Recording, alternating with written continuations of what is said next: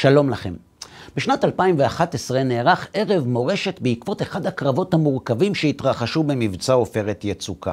באירוע השתתפו צוערים דתיים מגדוד גפן, ולכן כשהתחיל הקטע המוסיקלי שכלל שירת נשים, הם קמו בשקט ויצאו מהאולם. למען האמת חברים, זה היה יכול להסתיים כאן, אלא שהמג"ד שלהם הפך את זה לסיפור. כשהוא ראה אותם יוצאים, הוא יצא אחריהם והזהיר אותם במילים האלה. אם אתם לא נכנסים מיד פנימה, הוא אמר, זה נחשב סירוב פקודה, ומי שמסרב פקודה יודח מהקורס.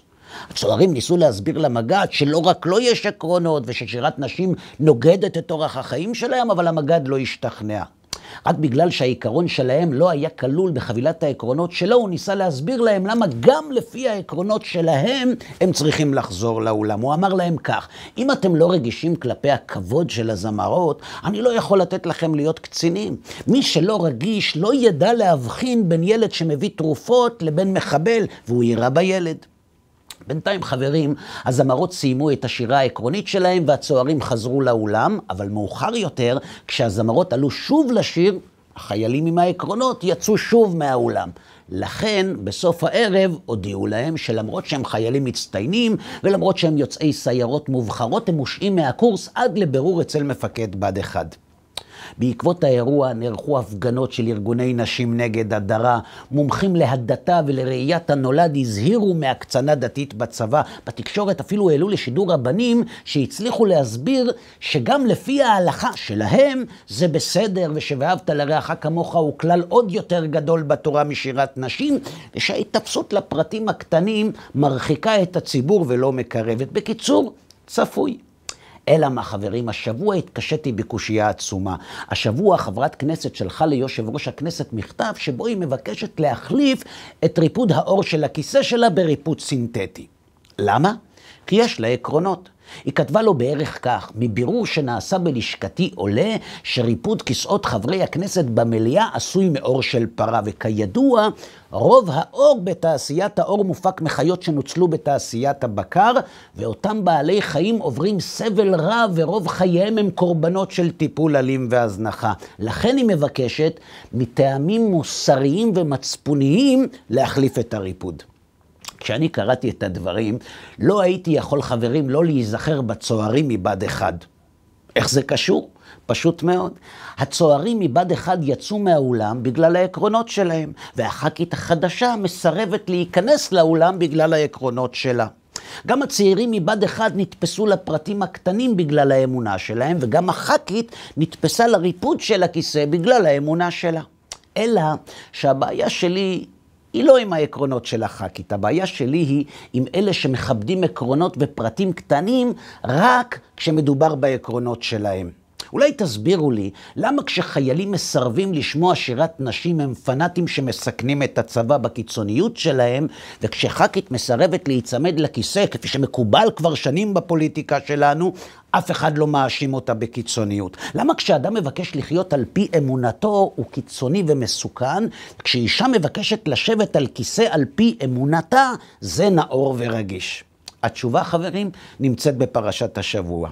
פרשת קדושים התורה מצווה עלינו לא לנקום, שנאמר לא תיקום ולא תיטור את בני עמך ואהבת לרעך כמוך אני השם. כאן חברים תמונות שתי שאלות. א', מה הקשר בין לא תיקום ולא תיטור ל"ואהבת לרעך כמוך"?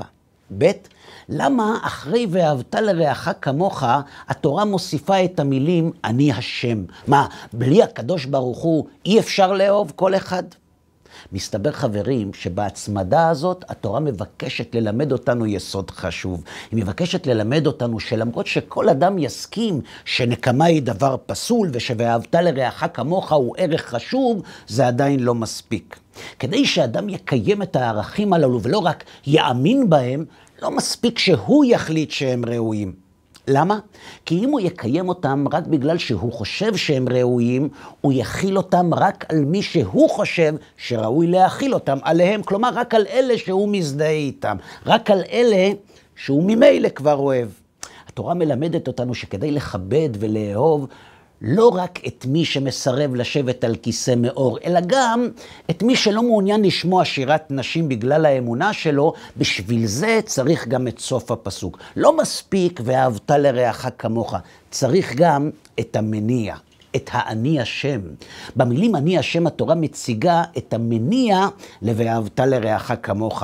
אתה יודע למה אתה צריך לכבד את רעך, אומרת התורה? לא כי ככה אתה חושב, אלא כי אני השם. כי אם אתה מכבד אותי, אתה צריך גם לכבד את רעך. למה? כי אני בראתי את שניכם. המילים אני השם, התורה מלמדת אותנו שהם המקור ל"ואהבת" של היהדות. המקור ל"ואהבת" ביהדות הוא לא הומני, הוא אלוהי. לא בגלל שהוא בן אדם אני צריך לאהוב אותו, אלא בגלל שהוא יצירה אלוהית. למה הוא חביב? כי הוא נברא בצלם אלוהים.